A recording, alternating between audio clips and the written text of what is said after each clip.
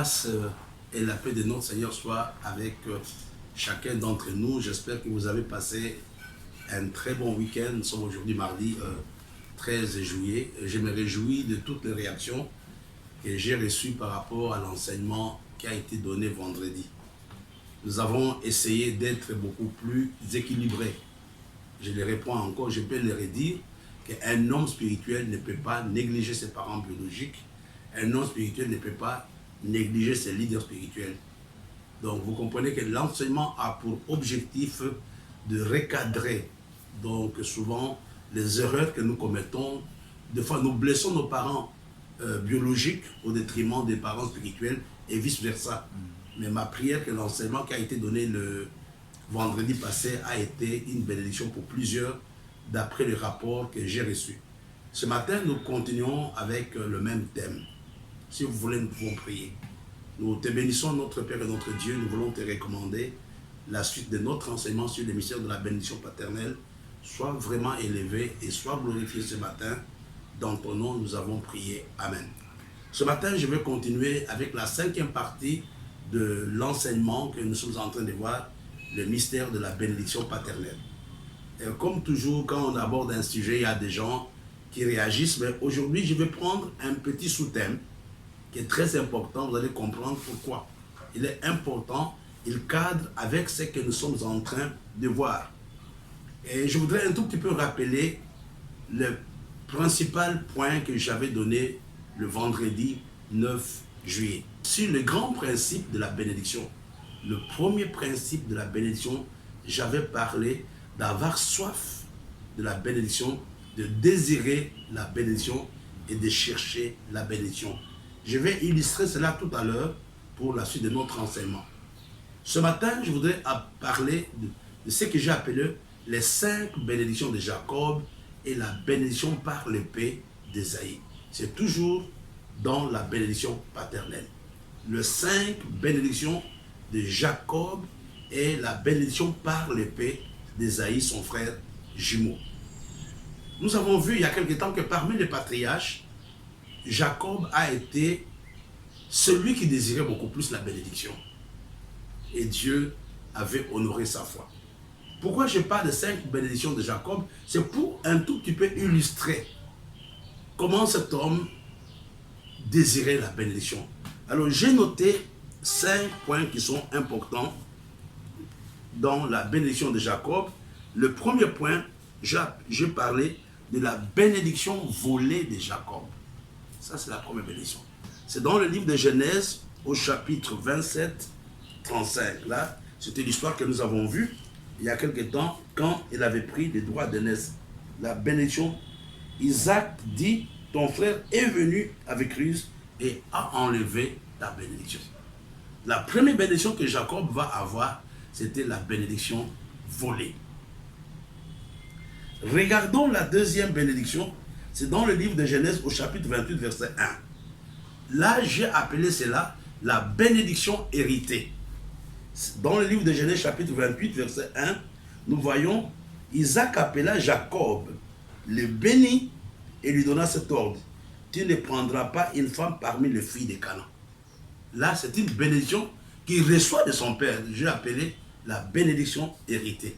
La première bénédiction qui va entrer dans la vie de Jacob était une bénédiction volée. La deuxième, c'est la bénédiction héritée.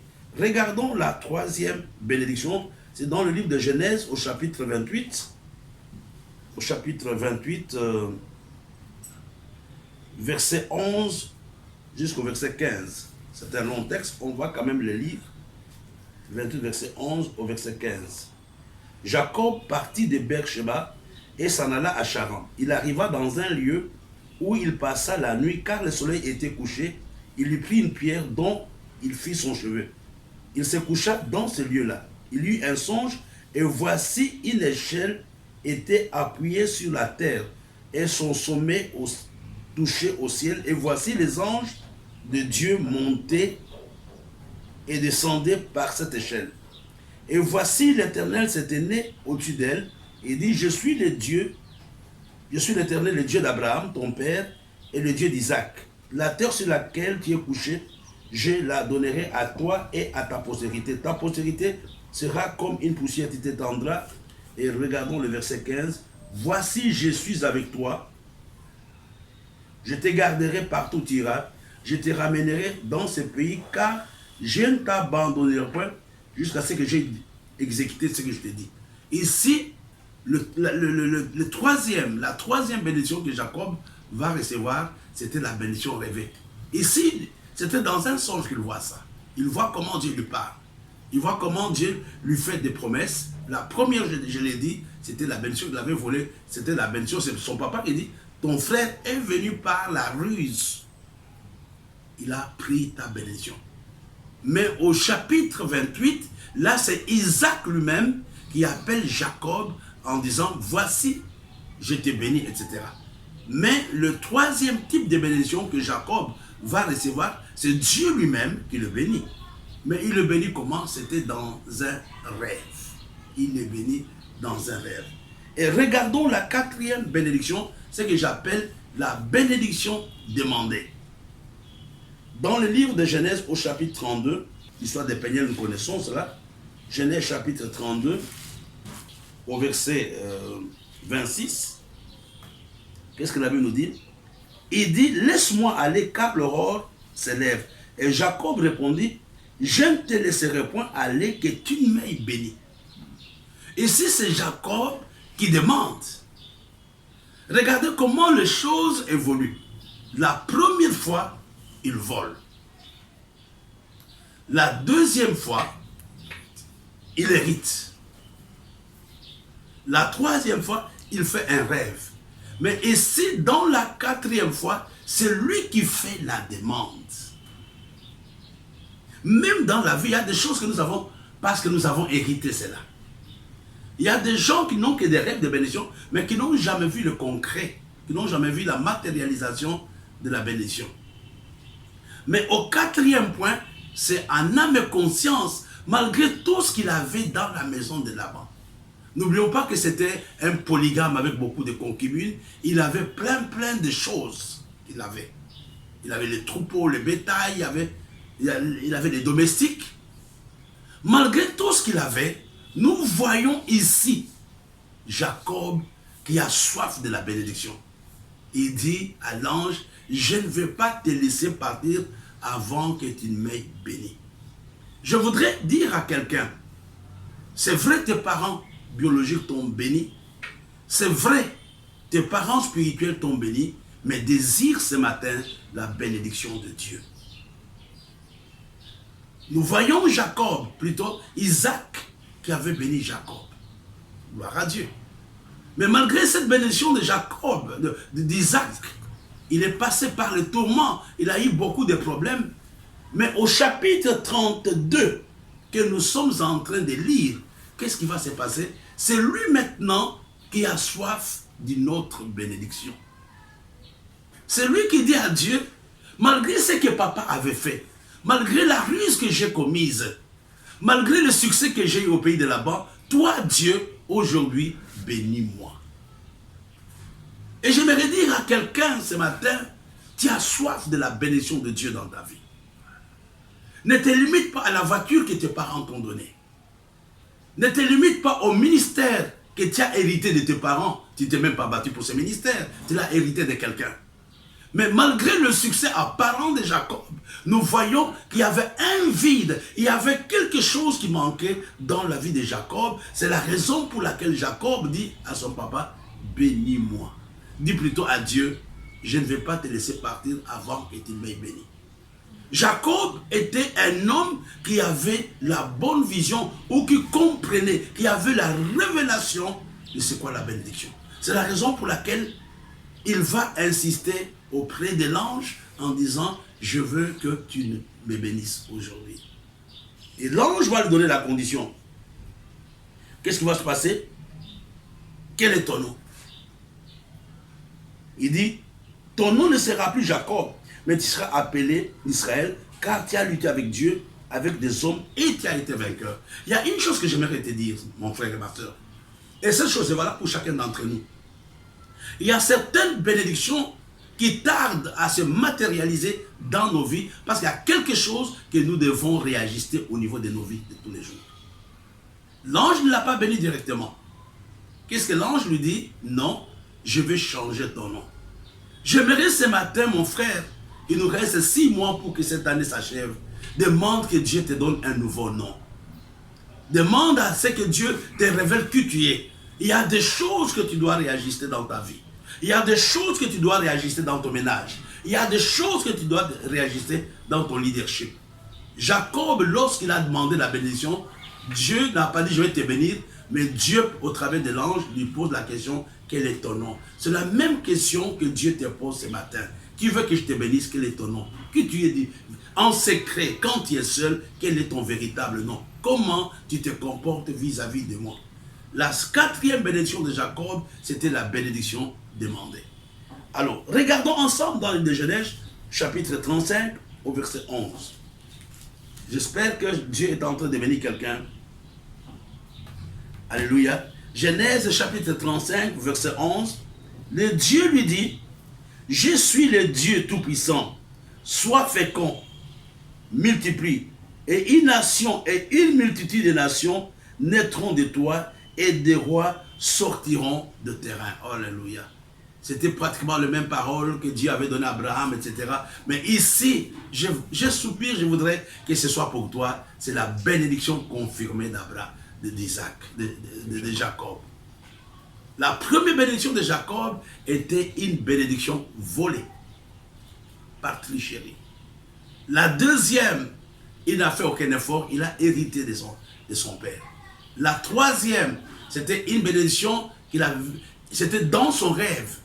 La quatrième, il va demander, pas la prière, mais la toute dernière, la 5e bénédiction que Jacob va avoir, c'était la bénédiction confirmée.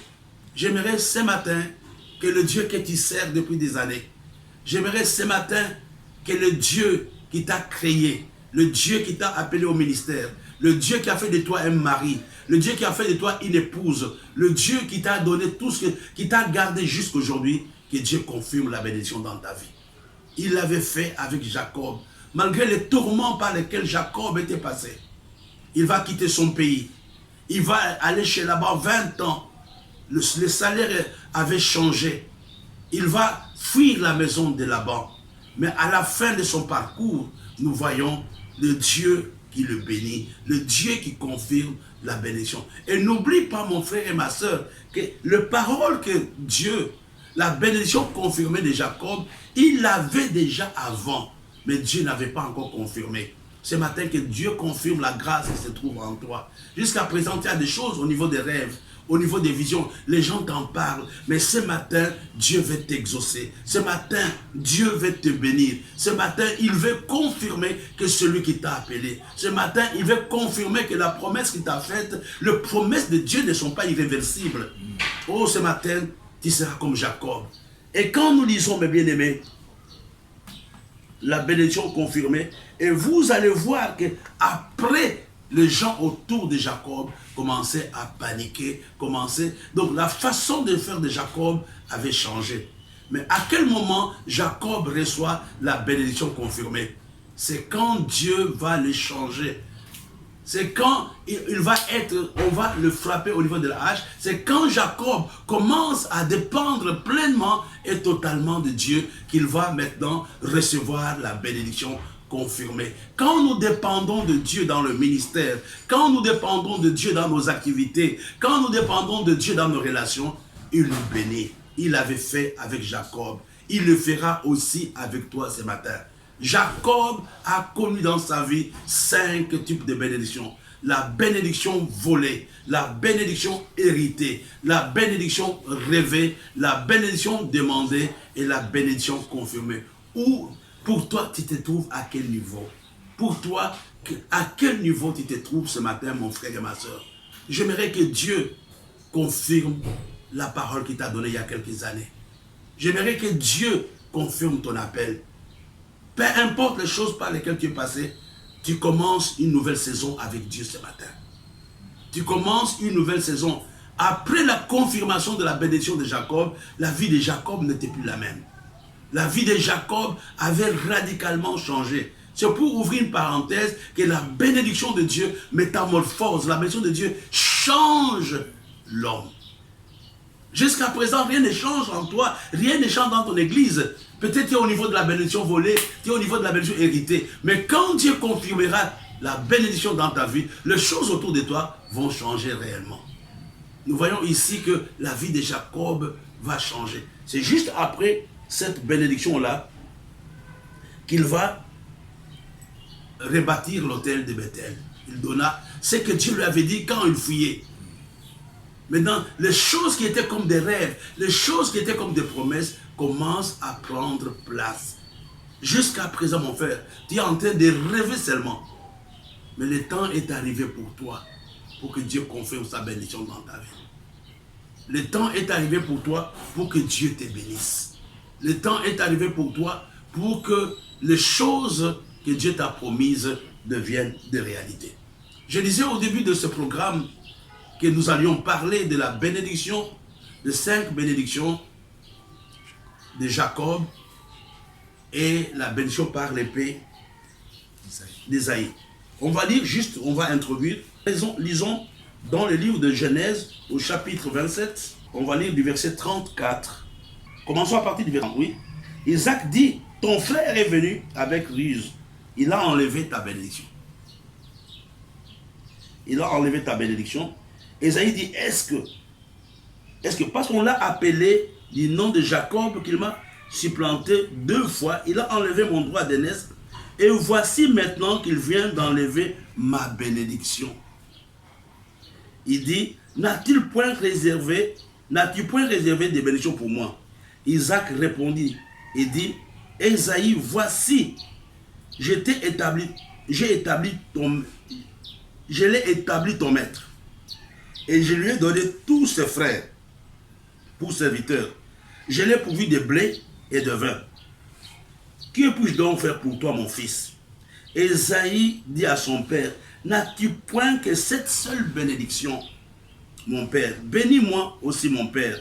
Et Ésaïe éleva la voix et pleura. Le verset 39. Isaac, son père, répondit et lui dit, voici ta demeure sera privée de la graisse de la terre et de la rosée du ciel d'en haut. Tu vivras de ton épée. Tu seras asservi à ton frère, mais errant librement ça et là, tu briseras son joug dessus ton cou. Regardez, mes bien-aimés, les 5 choses importantes que Isaac prononce sur son fils. La première chose, il lui dit, la terre ne te donnera rien. Il dit, la terre ne va rien te donner. La 5e chose, le ciel aussi ne va rien te donner. Mais il y a le 3e point qui est très important. Mais même si la terre ne te donne rien, même si le ciel ne te donne rien, le 3e point que je trouve important, tu vivras grâce à ton épée. J'aimerais dire à quelqu'un qu'avec Dieu, il n'y a pas de fatalité. Avec Dieu, il n'y a pas de fatalité. Il n'y a pas de fatalité avec Dieu, même dans la malédiction, même quand les choses semblent être compliquées. Avec Dieu, il y a toujours une solution. Il y a toujours une solution. Et puis il dit, tu seras asservi à tes frères. Et le dernier point, mais tu vas échapper quand tu vas aller de gauche à droite. C'est quoi la bénédiction par le pain? C'est la bénédiction que nous recevons par le travail. La bénédiction que nous recevons par le sacrifice. Il y a quelque chose que je voudrais terminer. Il y a quelque chose que je trouve très important dans l'entretien d'Isaac et d'Ésaïe. Il a déjà béni Jacob. Mais il n'a pas laissé son enfant comme ça. Il ne l'a pas laissé comme ça. Il y a quelque chose qu'il va faire que j'aimerais nous montrer, mes bien-aimés. Qu'est-ce que Jacob, plutôt, qu'est-ce que Isaac fait par rapport à son fils? Il lui donne l'information. Il dit, toi là, Tu vas vivre grâce à l'épée.